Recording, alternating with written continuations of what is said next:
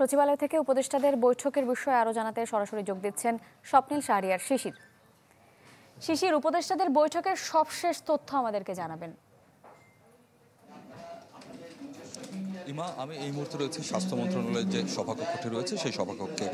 এরই মধ্যে যে সমস্ত জুলাই গণঅভ্যুত্থানে যে সমস্ত ছাত্র জনতা আহত হয়ে চিকিৎসাধীন ছিলেন বিভিন্ন হাসপাতালে, তারা কিন্তু সেই সমস্ত হাসপাতাল থেকে প্রায় 14 জনের একটি প্রতিনিধি দল কিন্তু এরই মধ্যে উপস্থিত হয়েছেন এবং আরও কয়েকজন প্রতিনিধি কিন্তু এই সভাকক্ষে কিছুক্ষণের মধ্যেই কিন্তু উপস্থিত হবেন।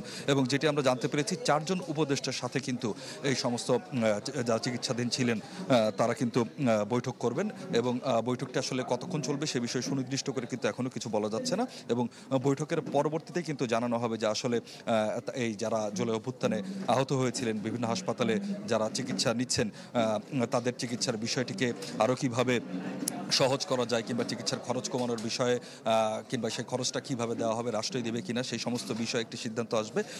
তো বৈঠকের পরে আসলে সে বিষয়ে বিস্তারিত জানা যাবে। তবে যেটি বলছিলাম যে প্রতিনিধিরা এসেছেন এবং প্রতিনিধিরা আমাদেরকে প্রথম দিক এই মুহূর্তে কিছু কিছু বিষয় জানিয়েছেন তাদের দাবির বিষয়ে। তারা কয়েকজন প্রতিনিধির সাথে কথা হয়েছে আমাদের, তারা আমাদেরকে 7টি দাবির কথা জানিয়েছেন। তার মধ্যে যদি অন্যতম দাবিগুলো যদি আপনাকে একটু আপনার মাধ্যমে দর্শকদেরকে জানিয়ে দিতে চাই, সেটি হচ্ছে যে অতি দ্রুত মন্ত্রী বা উপদেষ্টারা আহত হলে যে মানের চিকিৎসা দেওয়া হয় সেই মানের চিকিৎসা যেন নিশ্চিত করা হয়, সেরকম একটি দাবি তারা কিন্তু জানিয়েছেন। এবং এরই মধ্যে যারা নিজ খরচে চিকিৎসা নিয়েছেন তাদের চিকিৎসা খরচ যেন রাষ্ট্রীয় উদ্যোগে পরিশোধ করা হয়, সেরকম দাবি তারা জানিয়েছেন। এবং 24-এর অভ্যুত্থানে শহীদ পরিবার ও আহত যোদ্ধাদের সম্মাননা কার্ডের মাধ্যমে একটি প্রজন্ম পর্যন্ত মাসিক ভাতা ও পুনর্বাসনের ব্যবস্থা করা হবে, এরকম 7টি দাবি কিন্তু তারা রেখেছেন। এবং সেই সমস্ত দাবিগুলো নিয়ে যে 4 উপদেষ্টার কথা বলছিলাম, সেই 4 উপদেষ্টার সাথে বৈঠক হবে।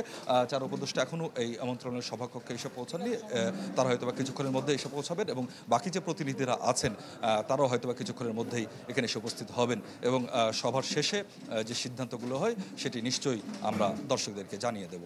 ইমা। শিশির, আপনাকে অসংখ্য ধন্যবাদ। দর্শক, সচিবালয় থেকে আমাদের সঙ্গে সরাসরি যুক্ত ছিলেন স্বপ্নিল শাহরিয়ার শিশির।